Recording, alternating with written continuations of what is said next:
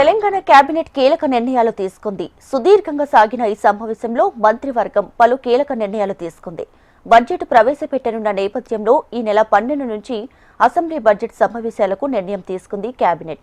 SC కులాల వర్గీకరణ ముసాయిదా బిల్లు, ఫ్యూచర్ సిటీ బోర్డు ఏర్పాటుకి ఆమోదం తెలిపింది.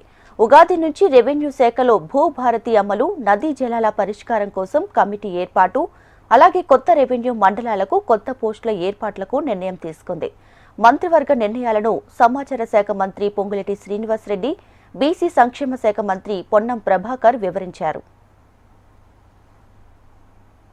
ఎస్సీ కులాల వర్గీకరణ విషయాలలో అనేక మంది పోరాటాల ఫలితాలు కానివ్వండి, గౌరవ సుప్రీంకోర్టు ఇచ్చిన తీర్పు ప్రకారం తీర్పు ఇచ్చిన కొన్ని గంటల్లోనే అసెంబ్లీ సాక్షిగా గౌరవ ముఖ్యమంత్రి రేవంత్ రెడ్డి గారు దీన్ని మా ప్రభుత్వం, మన ఇందిరమ్మ ప్రభుత్వం తూచా తప్పకుండా అమలు చేస్తామని చెప్పిన మాట ప్రకారం ఫిబ్రవరి 3వ తేదీన కమిషన్ ఇచ్చిన మొదటి విడత చేసిన సిఫార్సులు ఎలాంటి మార్పులు లేకుండా అసెంబ్లీ సాక్షిగా ఆ సిఫార్సుల్ని అసెంబ్లీలో ప్రవేశపెట్టి చిత్తశుద్ధితో ఈ ప్రభుత్వం దాని మీద చర్చించడం జరిగింది.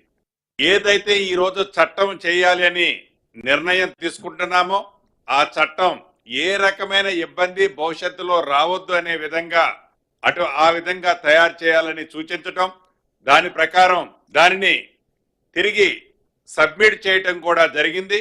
ఈ రాబోయే అసెంబ్లీలో చట్టం రూపంలో దీన్ని అసెంబ్లీలో ప్రభుత్వం తీసుకురావాలని ఈరోజు కేబినెట్ లో నిర్ణయం తీసుకోవటం జరిగింది. రాబోయే శాసనసభ సమావేశాల్లో బీసీల రిజర్వేషన్ సంబంధించి 42% పెంచే ముసాయిదా చట్టాన్ని ఈరోజు బిల్లును కేబినెట్ ఆమోదించింది.